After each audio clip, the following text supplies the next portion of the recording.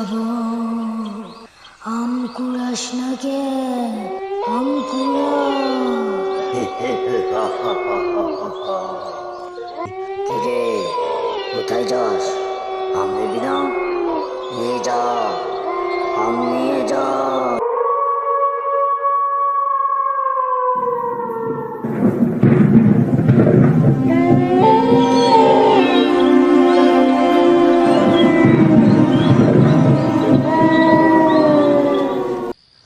তোর না আজকে ইন্টারভিউ হয়েছে?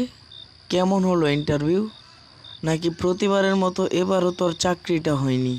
ইন্টারভিউ থেকে পাশ করেছিস তো? ইন্টারভিউটা অনেক ভালো হয়েছে, কিন্তু আমার পোস্টিংটা পড়েছে শ্রীরামপুরে। তুই তো জানিসই শ্রীরামপুরে আমার কেউ নেই। আত্মীয় স্বজন থাকলে একটু সহজ হতো। আর কালকেই যেতে হবে আমার কুসুমপুরে। সেখানে গিয়ে থাকবো কোথায় তা আমি বুঝতেই পারছি না। কুসুমপুরে আমাদের একটা বাড়ি আছে, তোকে তো বলতাম, আমার একটুও মনে নেই। তুই আর আমি কাল সকালেই যাব কুসুমপুরে। কুসুমপুরে তোদের বাড়ি থাকলে তো অনেক ভালোই। আচ্ছা ঠিক আছে, কাল সকালে আমরা দুজন বের হয়ে পড়ব কুসুমপুরের উদ্দেশ্যে।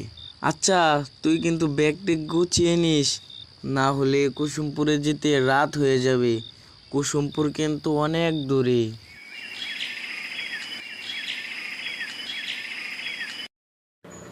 আমি আর আমার বন্ধু সাইমন বের হয়ে পড়লাম কুসুমপুর যাওয়ার উদ্দেশ্যে। বাসটা মিড়মিড় করেই চলেছে। আমরা প্রায় কুসুমপুর চলে এসেছি। এই গ্রামটা না অনেক সুন্দর। তোকে আমি কাল সকালে ঘুরিয়ে দেখিয়ে আনবো। এখন আমরা দুজনেই ঘুমিয়ে পড়ি।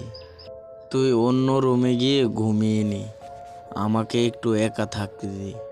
সারাদিনের জার্নি আমার একটুও ভালো লাগছে না।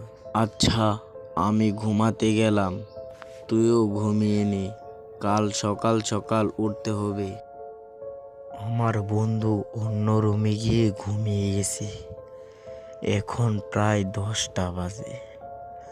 তখনই শুনতে পেলাম বাহির থেকে অনেক মানুষের চিৎকার। অনেকটা ভয় পাচ্ছি আমি সে সময় বাহিরে যাব বলে চিন্তা করছি। তখনই আমি বিছানা থেকে নেমে বাহিরে যেতে থাকি। বাহিরে গিয়ে দেখতে পেলাম সামনে একটি কবরস্থান। একটি কুয়োর সামনে কতগুলো মাথা কাটা মানুষ। আমি দেখি সে সময় অনেকটা ভয় পেয়ে গেছি। আমি সেখান থেকে চিৎকার করে আবার ঘরের মধ্যে ফিরে আসি। কিরে শ্রাবণ, বাহিরে তো মানুষের শব্দ হয়েছে, তুই কি তা শুনতে পেয়েছিস? আরে না, আমি কিছুই শুনতে পাই নাই। এখন গিয়ে 1 কাপ চা খেয়ে আসি। আচ্ছা ঠিক আছে, তুই এখানে বস, আমি একটু গিয়ে ফ্রেশ হয়ে আসি। সে সময় আমার বন্ধুকে আমি কিছুই জানাইনি। আমি জানি আমি তাকে এটা বললে সে কখনোই বিশ্বাস করবে না। আমি আর আমার বন্ধু বের হয়ে পড়লাম চা খাওয়ার উদ্দেশ্যে। বেশ কিছুক্ষণ ধরে আমরা হাঁটতে থাকি। সামনেই দেখতে পেলাম চায়ের দোকান। চায়ের দোকানটা অনেক ছোট। এই কাকু, 1 কাপ চা দেও। তুমি কি সম্রাটের নাতি না? হ্যাঁ, আমি তো সম্রাটের নাতি। আর আপনাকে তো চেনা চেনা লাগছে। আপনার বাড়ি আমাদের বাড়ির পাশেই ছিল না? হ্যাঁ, তুমি আমাকে না ছোটবেলায় মেজু দাদু বলে ডাকতে? আমি হলাম সেই দাদু। তোমাদের বাড়িতে তো এখন ভূত বসবাস করে। তোমরা ওই বাড়িতে যেও না, অনেক বিপদে পড়বা। এই সাইমন, দেখ এই দাদুটা সত্যি কথা বলতাছে। আমি না কালকে দেখেছি নিজের চোখে ওই কুয়ার পাশে অনেকগুলো মাথা কাটা মানুষ।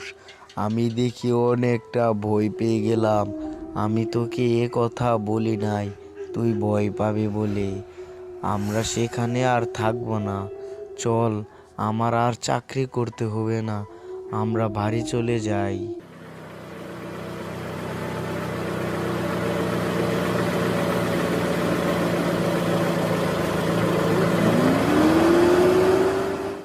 ভাইয়া, তোমার আসতে কতক্ষণ সময় লাগবে? এসে পড়বো তাড়াতাড়ি, চিন্তা করিস না। গ্রামের রাস্তা তো, কোনো গাড়ি পাচ্ছি না। দিনের বেলায় গাড়ি পাওয়া যায় না, আর এখন তো রাত হয়ে গেছে। তুমি তাড়াতাড়ি হেঁটে চলে আসো। তুই চিন্তা করিস না, আমি ঠিকঠাক মতো এসে পড়বো। চিন্তা তো করতেই হবে, এখনকার রাস্তাঘাট ভালো না। আগে যেমন দেখেছিলাম তেমন না। এমনই, কিন্তু একটু ভিন্ন হয়ে গেছে। ভাইয়া, তুমি জঙ্গলের রাস্তা দিয়ে এসো না। জঙ্গলের রাস্তা দিয়ে আসলে অন্য কিছু হতে পারে। তুমি অন্য রাস্তা দিয়ে এসো। যদিও জঙ্গলের রাস্তা দিয়ে আসো, তাহলে অনেকটা সাবধানে এসো। জঙ্গলের রাস্তা দিয়ে আসলে কি হবে? কিছুই হবে না, তুই এতটা চিন্তা করিস না, আমি ঠিকঠাক এসে পড়বো। আচ্ছা ভাইয়া, ঠিক আছে। তুমি জঙ্গলের রাস্তা দিয়ে আসলে একটু সাবধানে এসো। চেষ্টা করো জঙ্গলের রাস্তা দিয়ে না আসার জন্য।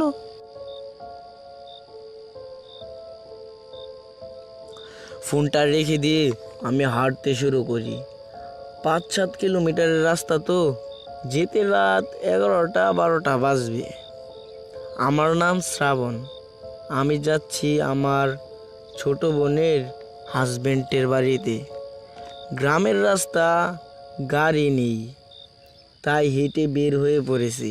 শহর থেকে বাস দিয়ে এসে গ্রামের বাস স্ট্যান্ডে আমাকে নামিয়ে দিয়ে বাস চলে গেল।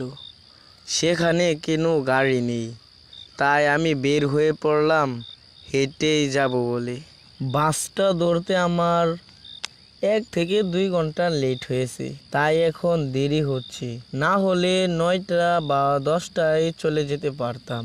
বেশ কিছু সময় ধরে আমি হেঁটে চলেছি, কিন্তু একটাও মানুষের দেখা পাচ্ছি না। আর মানুষ তো দূরের কথা, একটা কাকপক্ষীরও দেখা পাচ্ছি না। আমি আমার মতোই হেঁটে চলেছি। এখন দেখি রাত 11টা বাজে, অনেকটা দেরি হচ্ছে। তাই আমি ভাবলাম জঙ্গলের রাস্তা দিয়েই যাব। আমার বোন বলল জঙ্গলের রাস্তা দিয়ে গেলে অনেকটা তাড়াতাড়ি হবে, তাই আমি বের হয়ে পড়লাম জঙ্গলের রাস্তা দিয়ে যাব বলে। যেই বাবা সেই কাজ, আমি হাঁটতে শুরু করি। আমি হেঁটে চলেছি তাড়াতাড়ি।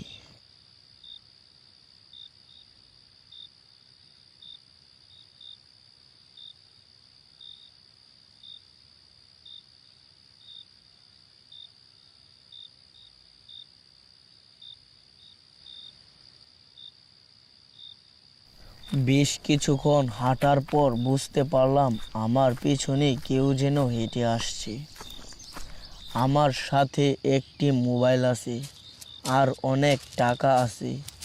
চোর ডাকাতের অনেকটা ভয় হচ্ছে, সব কিছু লুট করে নিয়ে গেলে আমি যে নিঃস্ব হয়ে যাব।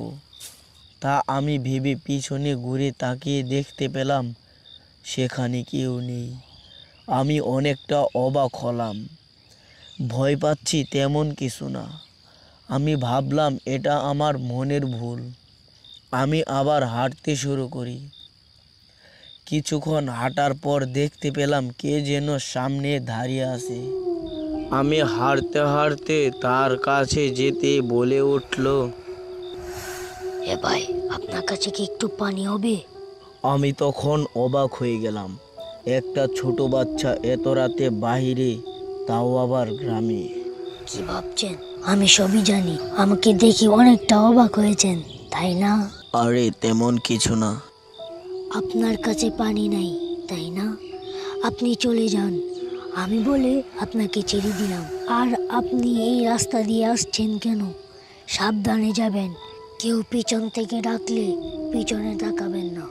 আমি দেখতে পেলাম এই ছেলেটি অন্ধকারে মিলিয়ে গেল। আমি আবারও হাঁটতে শুরু করি। সেই ছেলেটি অন্ধকারে মিলিয়ে যাওয়াটা আমার কাছে স্বাভাবিক মনে হচ্ছে না। আমি অনেকটা ভয় পাচ্ছি। আমার মনে হচ্ছে এই ছেলেটা মানুষ নয়, অন্য কিছু।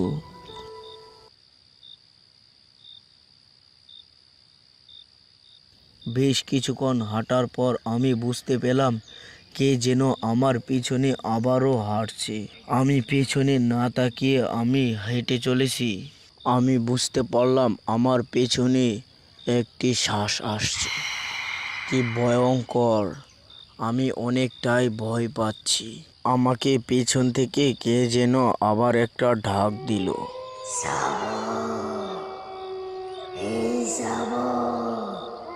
কোথায় যাস? তোর বোনের বাড়ি আমাকে নিয়ে যা, না হলে আমার বাড়িতে তোকে নিয়ে যাই। তখন আমার সেই ছেলেটির কথা মনে ছিল না। আমি পিছিয়ে তাকিয়ে দেখতে পেলাম একটি ভূত। তার কি বীভৎস চেহারা!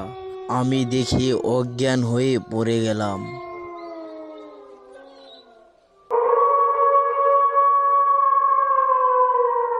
এই শ্রাবণ, আম কুড়াস না কে?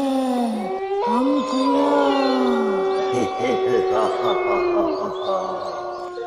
কিরে, কোথায় যাস? আম নেবি না? নিয়ে যা, আম নিয়ে যা।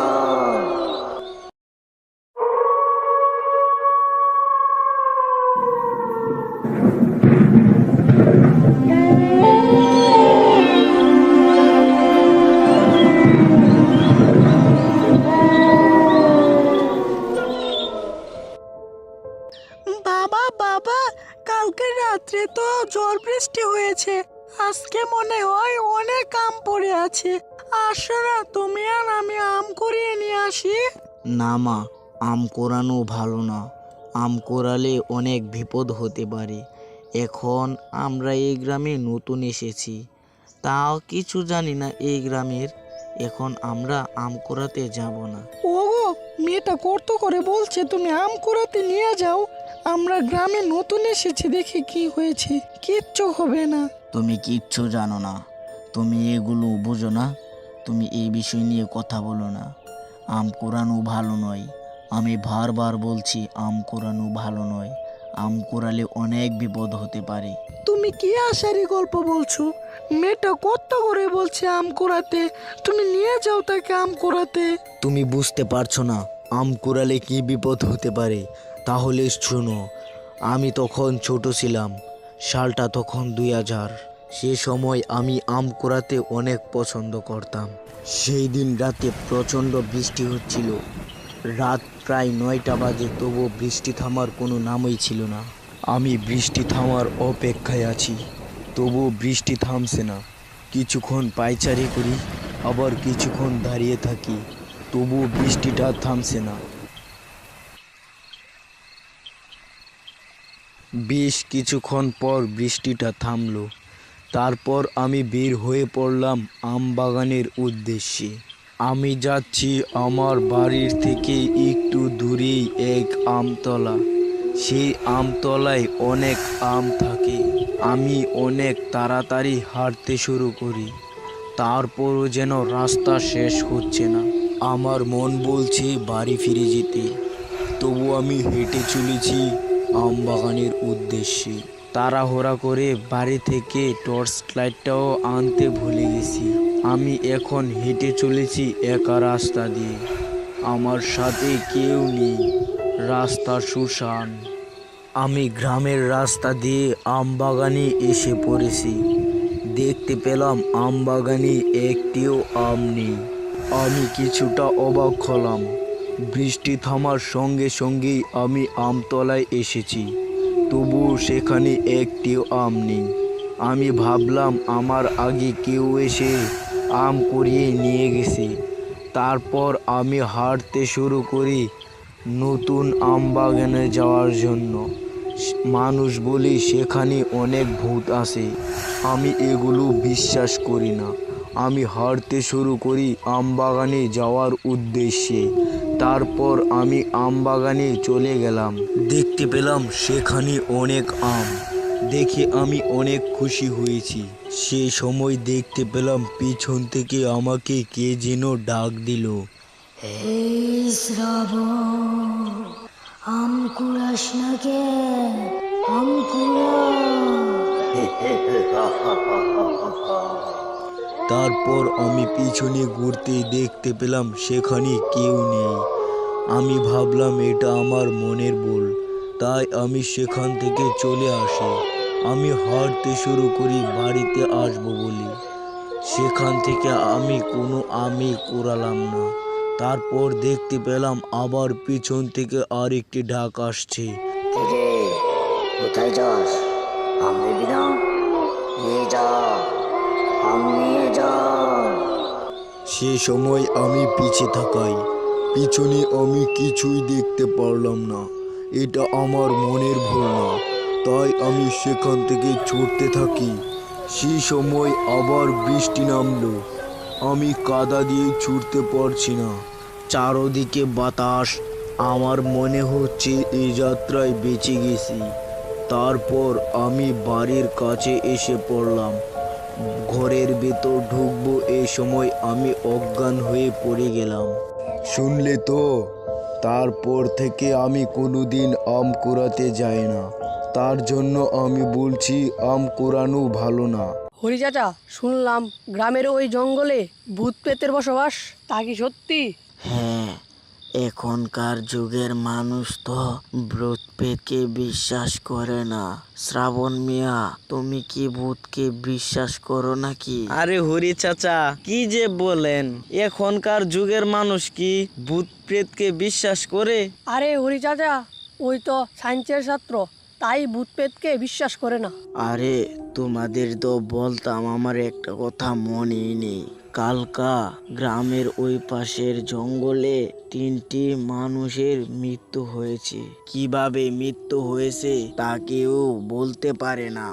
আচ্ছা চাচা, বেশ রাত হয়েছে, এবার বাড়ি চলে যাই, না হলে তো কাল সকালে ঘুম থেকে উঠতে পারবো না। তোমরা আজকে আমার বাড়িতে থেকে যাও। এই জঙ্গলের মধ্যে দিয়ে তোমরা যেতে পারবা না। শ্রাবণ, তোমাকে উদ্দেশ্য করে আমি বলছি, তুমি আমার সাথে থেকে যাও। কারণ তোমার বাড়িতে জঙ্গলের মধ্য দিয়ে যেতে হয়। সেখানে ভূত প্রেতের বসবাস অনেক বেশি। কি যে বলেন চাচা, এখনকার যুগে কি মানুষ ভূত প্রেতকে বিশ্বাস করে?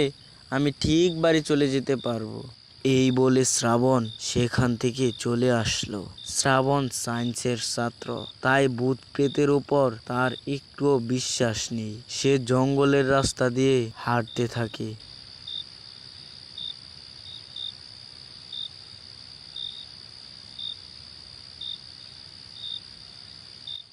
বেশ কিছুক্ষণ হাঁটার পর আমি বুঝতে পারলাম সামনের রাস্তার মধ্যে এক বৃদ্ধ লোক দাঁড়িয়ে আছে। বৃদ্ধ লোকের পরনে একটা ধুতি আর একটা গেঞ্জি। আমি হাঁটতে হাঁটতে সেই বৃদ্ধ লোকটির সামনে গিয়ে দাঁড়ালাম। আপনি এখানে দাঁড়িয়ে আছেন কেন? বৃদ্ধ লোকটি উত্তরে কিছুই বলল না। কিছুক্ষণ পর দেখলাম সামনে আর বৃদ্ধ লোকটি নেই। অন্ধকারের সাথে যেন বৃদ্ধ লোকটি মিলিয়ে গেল। আমি ভাবলাম এটা আমার মনের ভুল, তাই আমি সামনে হাঁটতে শুরু করি। কিছুক্ষণ পর আসমানটা কালো হয়ে এলো। মনে হচ্ছে এখনই বৃষ্টি হবে। তার জন্য শ্রাবণ একটু দ্রুত হাঁটতে শুরু করে। বৃষ্টির কথা বলতে বলতে বৃষ্টিটা শুরু হয়ে গেল। সামনে একটা ঘর দেখা যাচ্ছে। সে দেখে অনেকটা খুশি হয়েছে। বৃষ্টির সময় এই ঘরটার মধ্যে আশ্রয় নেওয়া যাবে, তার জন্য সে এই ঘরের মধ্যে প্রবেশ করলো। দেখতে পেল ঘরটা অনেক অগোছালো, অপরিষ্কার। ঘরের ভিতর থেকে যেন কিসের একটা দুর্গন্ধ আসছে। এই দুর্গন্ধ যেন মরা লাশের। চারদিক ঠান্ডা বাতাস বইছে। ঘরের মধ্যে যেন কিসের একটা শব্দ হলো। আমি তখন বলে উঠলাম, কে কে এখানে? সাহস থাকলে সামনে এসো। তখনই দেখতে পারলাম আমার সামনে এক বৃদ্ধ লোক দাঁড়িয়ে আছে। হুবহুব রাস্তার মধ্যে যে বৃদ্ধ লোককে দেখেছি সেই বৃদ্ধ লোকের মতো। আমার আর বুঝতে বাকি রইল না এটা কে। সে সময় আমি বৃদ্ধ লোকটিকে বললাম, আপনি কি? কেন আমাকে ভয় দেখাচ্ছেন? তুই না ভূত প্রেতকে বিশ্বাস করিস না, আবার এখন ভয় পাচ্ছিস কেনে? আমাকে মেরো না, আমাকে মেরো না, আমাকে ছেড়ে দাও, আমাকে ছেড়ে দাও। আমি এবার থেকে ভূত প্রেতকে বিশ্বাস করি। সে সময় ভূতটা এখান থেকে অদৃশ্য হয়ে গেল। সে সময় থেকে শ্রাবণ ভূত প্রেতের উপর বিশ্বাস করে। আজ সারাদিন ধরে বৃষ্টি। সন্ধ্যার সময় বৃষ্টিটা একটু থেমেছিল, তাই আমি আসছিলাম হরি চাচার দোকানে এক কাপ চা খেতে।